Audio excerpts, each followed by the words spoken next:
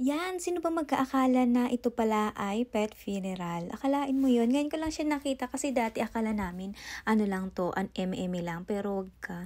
Sa sobrang pagmamahal na rin nila sa mga kanilang pet, so nilagyan na rin sila ng area para sa kanilang funeral. So yan, ang dami na pala dito. So ibig sabihin, ganito palang itsura ng kanilang libingan. And kung ganyan yung itsura, so ang dami na pala, ang dami na lang palang mga pet dito na nakalibing.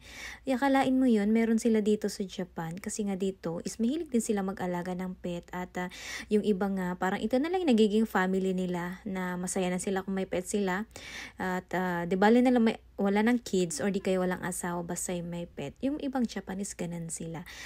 And kabilang side naman ay sa sementeryo talaga. Yan, sementeryo talaga doon sa kabilang side naman. So yan, magkasama lang naman sila at magkalapit lang naman yung sementeryo na pang pet at sa tao. So yan, dito naman ay madami na din, tignan nyo. Pero alam mo, hindi sila nakakatakot kahit ikaw lang mag-isang dadaan dito. Alam mo yung tahimik pa rin, yung hindi ka kikilabutan, parang wala kang maamoy ni kahit ano. And parang ang ganda pa nga nilang tignan kasi naka-organize yung mga ano nila, oh.